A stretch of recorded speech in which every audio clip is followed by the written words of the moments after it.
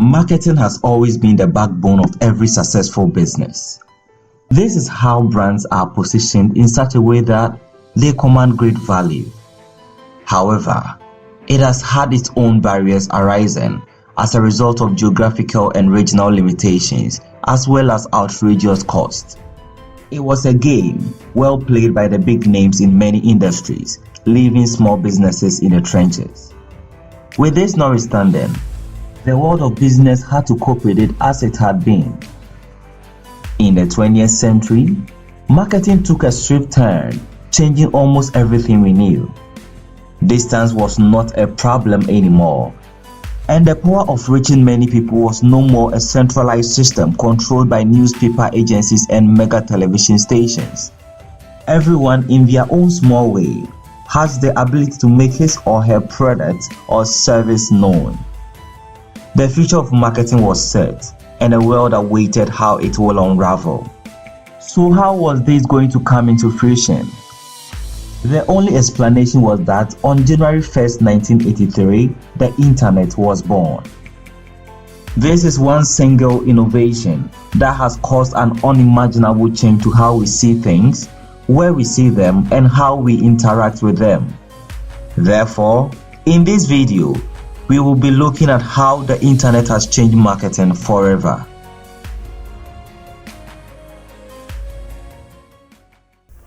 My name is Bernard and you are watching Bernard's Course. Let's begin.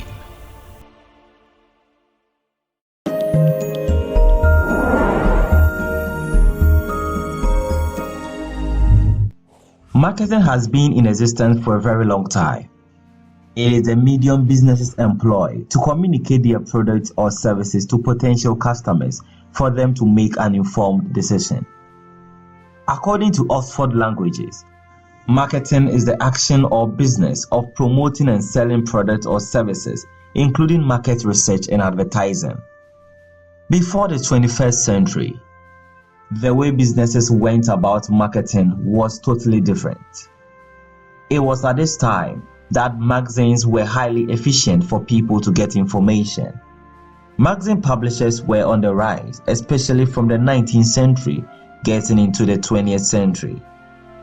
The demand was so huge, and it was a very lucrative business. So the more eyeballs these magazines got, the more opportunities it created for companies to have their advertisements in there. Even though it was costly, at least it gave so much results. In 1887, the Coca-Cola Company invented the first coupon, which offered a free sample of their year-old drink, which was initially sold for 5 cents. As the years rolled by, coupons became a big part of the advertisement plan of many companies. It was a great tool to create brand awareness. And since mailing systems were working, mail advertisements helped these coupons to reach most parts of countries with good mailing setups. These coupons were redeemable at the company's premises or selected branches available. It was a great marketing tool. Billboards and printed promotion materials were also efficient in reaching huge audiences. In the early 20th century, radio and television ads joined the marketing space after Philo-Taylor Frankworth successfully demonstrated electronic television in San Francisco in 1927. It was a next-level thing, with companies leveraging television's wide coverages to put their ads in there.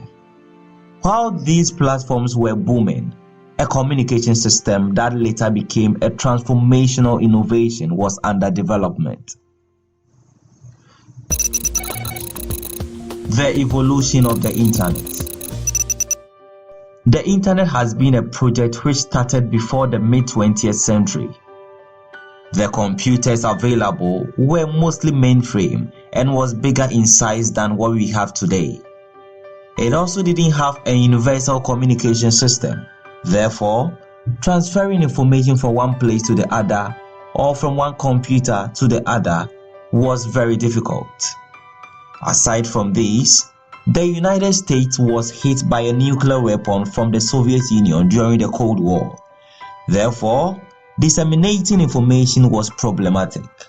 This led to the formation of the Advanced Research Project Agency Network, which gradually evolved into what we call the internet today.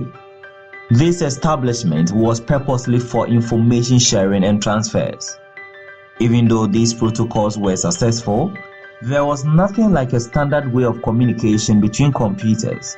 Therefore, the Advanced Research Project Agency Network changed the networking protocol to the Internet Protocol Suite standard on 1st January 1983. This officially marks the birth of the Internet. In the late 1980s, a British engineer by the name Tim Berners-Lee, who was working as an independent contractor at the European Organization for Nuclear Research, CERN, from June to December 1980, proposed a project based on the concept of hypertext to facilitate sharing and updating information among researchers. He even built a prototype system and named it Enquire. In 1984, he returned to CERN and continued this project. 5 years later, CERN became the largest internet node in Europe, and right there, Tim Berners-Lee saw an opportunity to join hypertext to the internet, and this created the World Wide Web. Gradually, he improved upon his invention and created the first web browser. This was the gateway to a whole new world. The internet, a communication tool, was on the verge of becoming something that would change the world forever. Around the same time, Steve Jobs was working on his famous Macintosh, which became an international sensation. You've just seen some pictures of Macintosh. Now I'd like to show you Macintosh in person. All of the images you are about to see on the large screen will be generated by what's in that bag.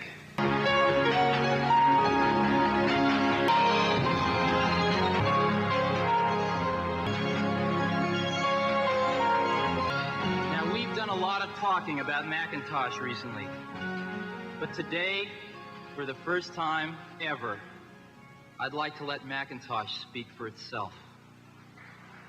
Hello, I am Macintosh. It sure is great to get out of that bag. Steve had an idea of making computers useful to the extent that it could even be used in the home. This was a dream many people considered outrageous, but tech genius like Bill Gates knew it was possible. Therefore, when Macintosh was released, Microsoft was one of the biggest companies to show interest in the product. The idea of personal computer was key to the success of the internet. After its invention, people could access the internet on their personal computers, and that showed greater potential. A new era was unraveling, with many companies and individuals seeing the reality of the internet revolution. These personal computers allowed people to store data, play games, transfer information, and also businesses were able to track their financial reports on them. Very soon, the personal computer and internet were about to take another turn.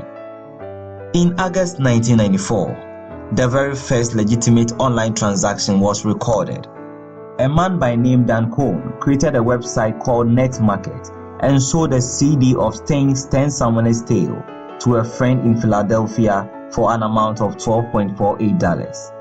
This was a sign that was about to change the world of business forever. The foundation of internet marketing. The race to explore the internet had begun. The dot-com bubble came into fruition, and so many websites, even the worthless ones, were commanding millions of dollars in investment. It was clear that the internet was the future, and no one wanted to be left out. So many startups came into the scene, and business was booming.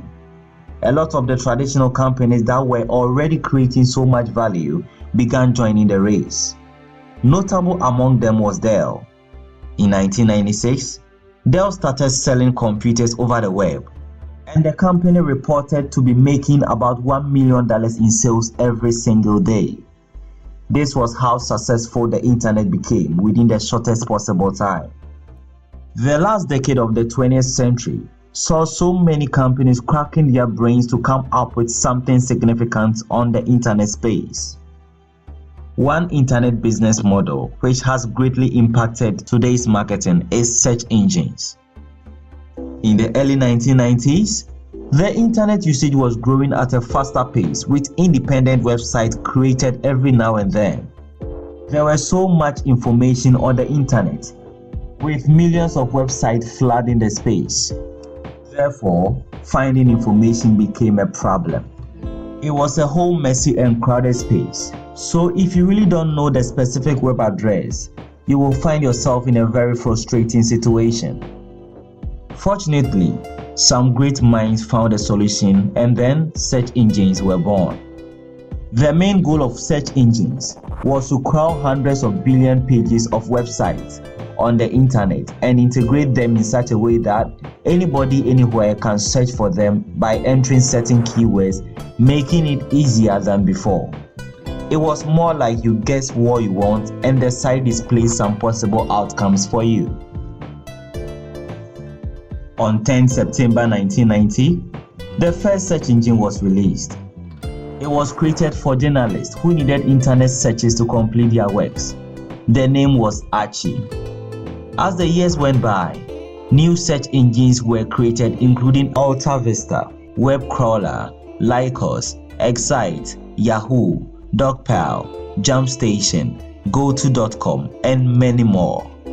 In 1998, Google was founded and it began growing to where it is today. While these search engines grew, advertising on the internet became a viable way to reach more people, and in 1997, after GoTo.com was established, it became one of the earliest search engines to offer pay-per-click ads to clients, which helped show advertisements of companies at the top of searches. As many creative minds were coming up with ideas, a man called Andrew Wenrick founded the very first social media website in 1997. He named it 6degrees.com. It was based on the web of contact model of social networking. As time went by, others examined Andrew's site to develop social media companies based on his model. Friendster, MySpace, LinkedIn, Zinc, and Facebook arrived and took social media to the next level by introducing social media marketing, which we will talk about later in this video. As the internet underwent a couple of advancements, two major industries contributed greatly to the mind-blowing evolution of the internet and marketing. They are the personal computer industry, which we have already talked about, and the smartphone industry, which later became the speedboat of marketing. Even though smartphones didn't come into the marketing scene in the 1990s, their production began earlier than the 21st century. This was a future technology being developed before its time. In 1992, IBM announced the first smartphone, which later became available in 1994. It was called the Simon Personal Communicator, SPC. Surprisingly, it included many features which are similar to what modern smartphones have today, and it was also a screen touch. At the time of its production, it had little or no influence on marketing. The era was for personal computers, which were the driving force behind many businesses at the time. From the mid-1990s, it's popularly referred to as the dot-com bubble. It introduced the internet to the world in a rather loud voice. Many people jumped on the opportunity and started a whole lot of internet businesses. By the year 2002, the dot-com bubble burst, and the industry saw a huge economic recession. Many startups didn't survive the fall, and billions of investment went down the drain. During the crash, many online shopping companies like Pets.com and Boo.com collapsed, and communication companies such as Global Crossing collapsed. Many e-commerce companies also couldn't stand the pressure, with only a few surviving, including Amazon, which lost so much of its market capitalization. After this untimely business catastrophe, new companies emerged, providing high quality and valuable services. Small search engines and web companies were either left behind or couldn't compete anymore. With this notwithstanding, a few of them were able to withstand the change the internet had gone through. Talking about changes, The World Wide Web had evolved ever since Tim Berners-Lee introduced it. Web 1.0 refers to the internet from 1991 to 2004. During these periods, most websites were static web pages and greater number of users were consumers, not producers of content. Getting to 2004, the idea of the web as a platform ordinary people can leverage became popular. This idea popped up because many emerging social media and networking services, blogs and other websites were built in such a way that users were able to create content and also upload it. This made the static and informative style of website unsuitable. Therefore, Web 2.0 came to the rescue. This period began from 2004 to date. The term Web 3.0 gained popularity in 2021, which was described as semantic web. This signals that the evolution of the internet is not yet done. There is still more ahead. The year was 2003, and the world was up for another big surprise. On the campus of Harvard, a student in his sophomore year created something he called FaceMash. This was an online service for students to interact with their colleagues. Unfortunately, this promising service was discontinued because the primary developer violated the university's policy in acquiring resources for the service. After the closure, the developer, Mark Zuckerberg, realized that 450 people loved their service.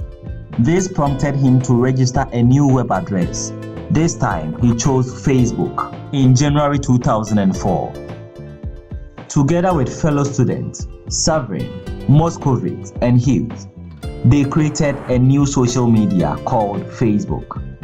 By June, the service had more than 250,000 students from 34 schools signed up.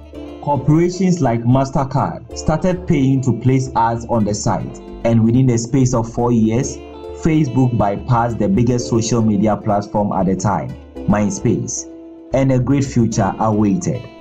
The social media space began growing with the likes of Twitter, established on June 15, 2006, Instagram on October 6, 2010, and Snapchat on September 16, 2011. How these text and image-dominated social media platforms were making waves on the internet, video sharing platforms such as YouTube grew exponentially, with TikTok also joining in a rather unique way.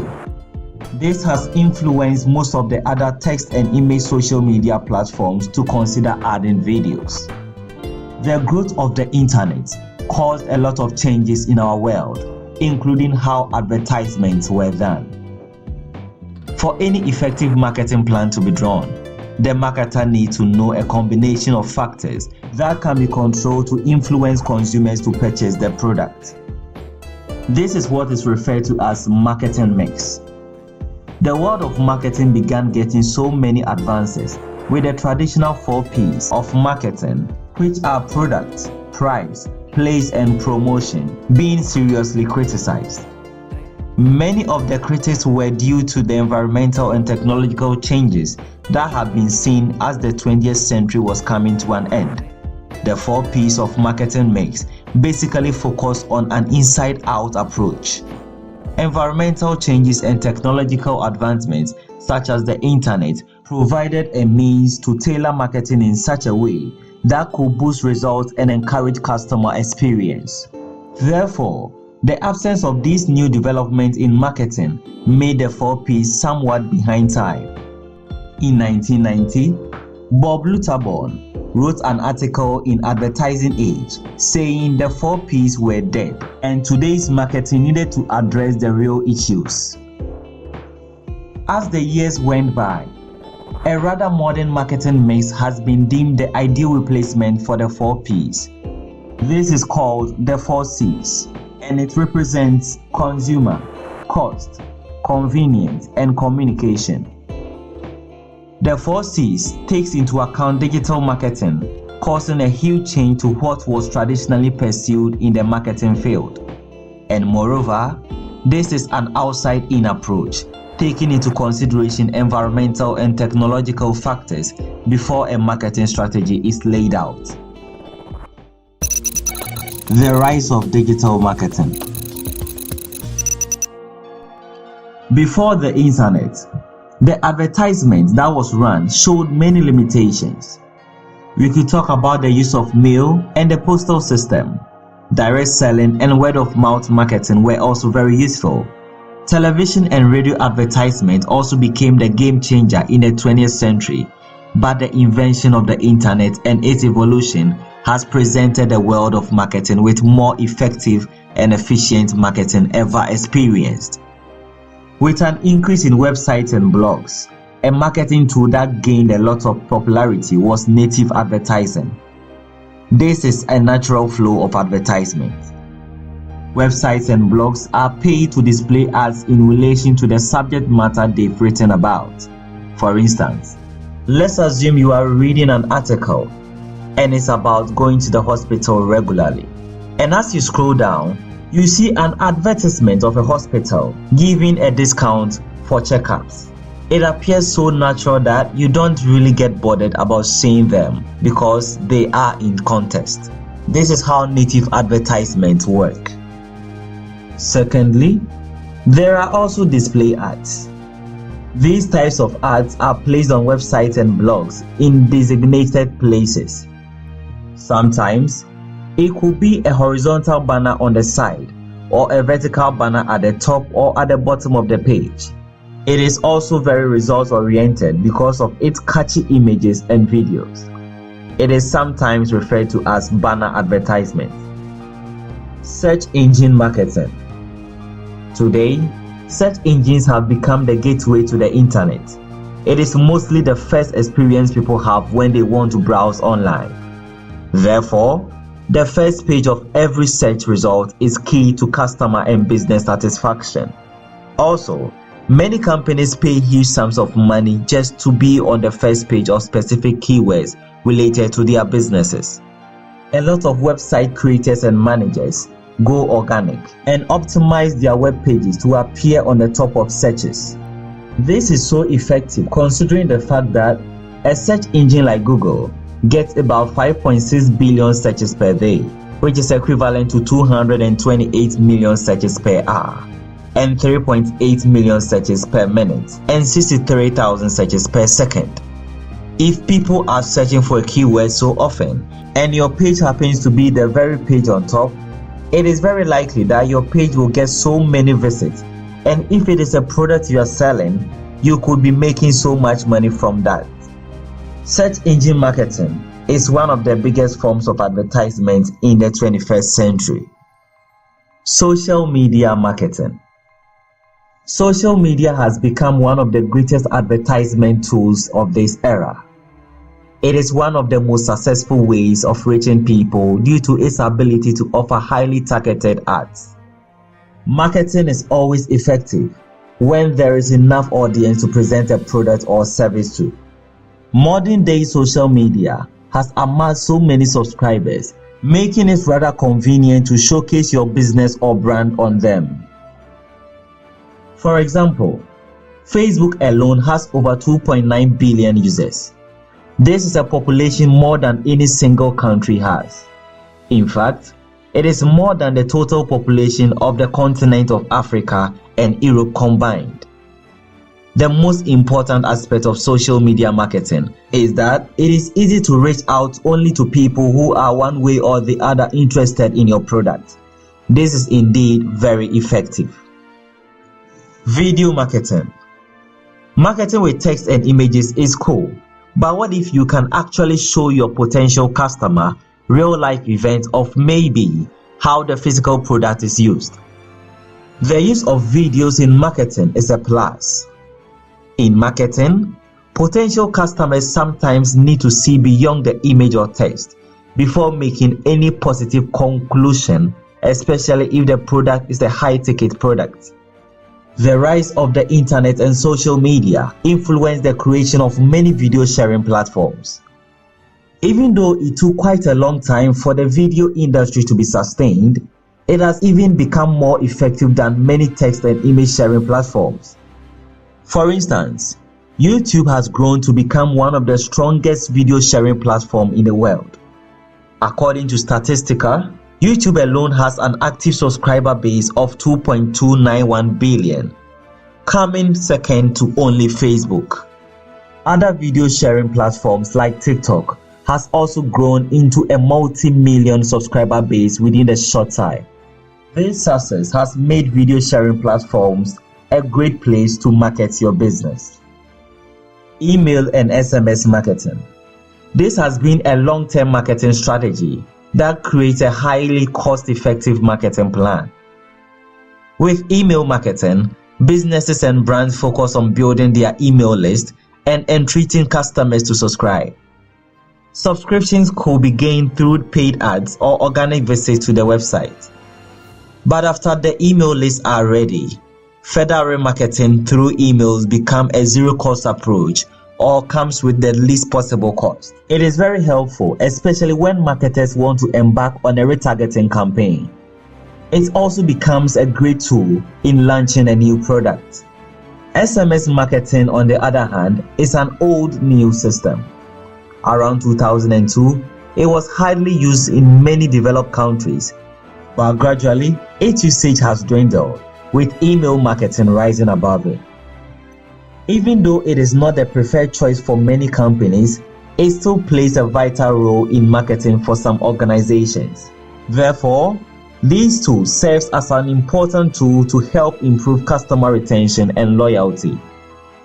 Last but not the least, let's look at mobile advertisements. Even though the first smartphone was made by IBM in 1992, called the IBM Simon, mobile advertisement came into fruition after a decade in the 21st century. From the very beginning of the 21st century, personal computers ruled the game. Because of this, many of the marketing was done targeting people using personal computers, since that was the major way people accessed the internet. While the internet grew exponentially, tech companies were on the race to develop an ultra-modern smartphone that will be able to accommodate the advancement of the information communication technology. On 9th January 2007, the Apple company, which was a key player in the personal computer evolution, announced their first smartphone, the iPhone. iPod, a phone, and an internet communicator. An iPod, a phone. Are you getting it? These are not three separate devices. This is one device. And we are calling it iPhone. Today, Apple is going to reinvent the phone. It was officially released in the United States on 29 June 2007. The mobile phone industry was racing to bring out products to compete and win. Therefore, on 27 April 2009, Samsung also released their first Android-powered smartphone, which was the Samsung GT17500 Galaxy, which would later become the long-running Galaxy series. Thank you for joining us this evening for what is arguably the biggest and most exciting night in the history of Samsung Mobile here in the United States.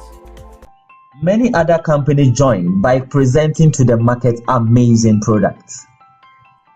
These phones were highly compatible with social media, search engines, and many internet-based applications. Right away, another marketing space was created. Mobile advertisements became so huge, outcompeting desktop advertisements in several areas. One thing that made mobile advertisement very effective was that most people spend a lot of time on their mobile phones than on their laptops. Therefore, advertising on a phone proved to have a great chance of reaching more people within the shortest possible time. The power of the internet in marketing. In the past, it was nearly impossible to reach huge potential customers within the shortest possible time. especially for a small business. And even with bigger businesses, the cost involved was overwhelming. With today's marketing on the internet, it is easier to even cross borders to market your brand. The arrival of the internet has been an ideal solution for local businesses to go international. For instance, the company Alibaba was established in 1999 by Jack Ma in China. By analyzing the company's advertising strategies, you will realize that they are able to reach potential customers all over the world within the shortest possible time. But if it was in the 1900s, it would have been very difficult for the ordinary African or American to even hear about the company. Digital marketing has made it possible for individuals and small businesses to be able to compete for the exposure on the internet with bigger companies. This would have never been possible in the past. Today, you can stay in your house and market your product to millions of people without necessarily having a physical store waiting for people to walk in and ask for prices. The internet allows you to take your business to them without moving an inch. Targeting and retargeting. One advantage of internet marketing is the ability to target the right audience. Even with your target audience, the internet gives you a step further, which allows you to narrow it down the more. With social media advertisements, most of these platforms already have data about their users. This acts as a great tool to help marketers know the number of people who are interested in their product, their age range, and other demographics. It is something that makes internet marketing very significant.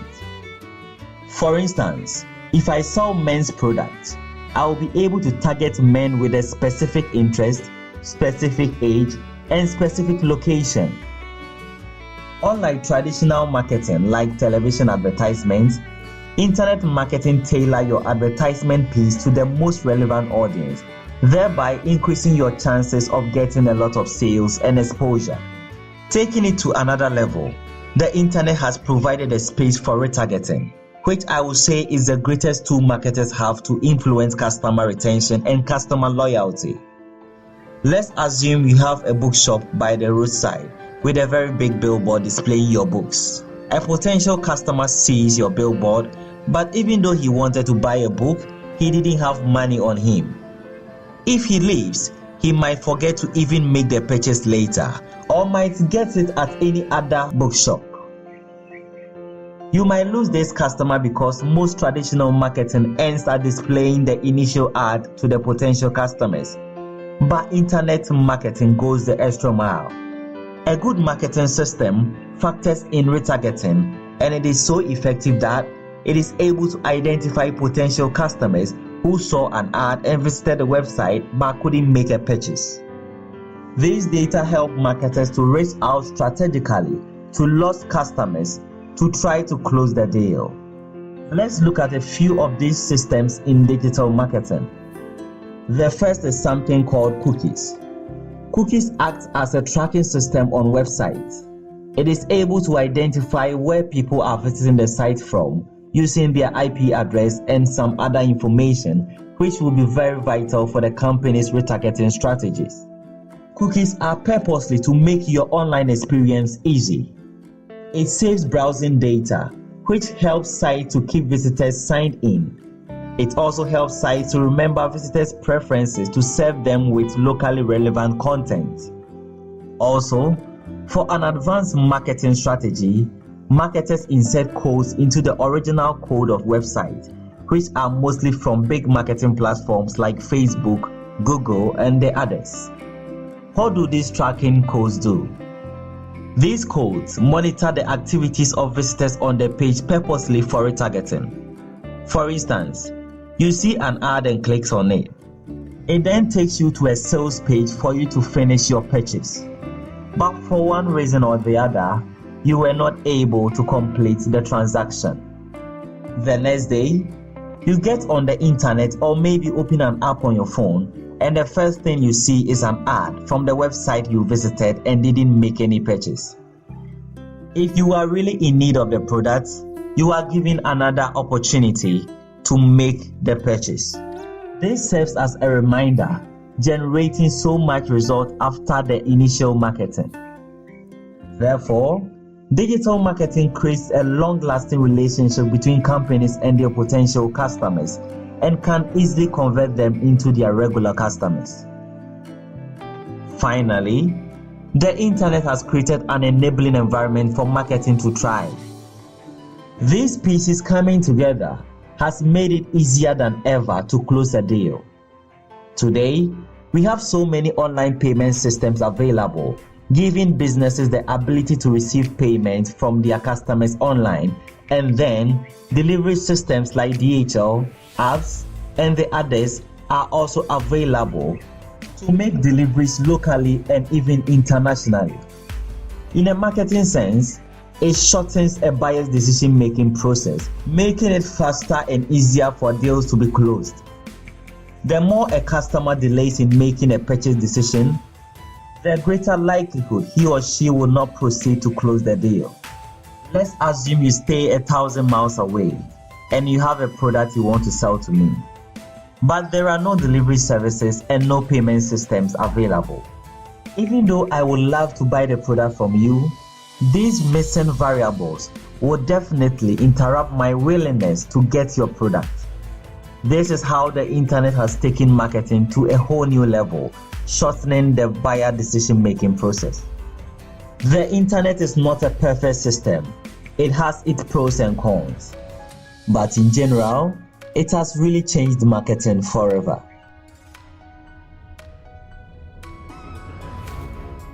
Thank you so much for making it to the end of this video, and I hope you enjoyed it. Let me know what you think in the comment section. Kindly subscribe and click on the notification bell so that you don't miss any new video we upload. Until we meet next time, have a nice day.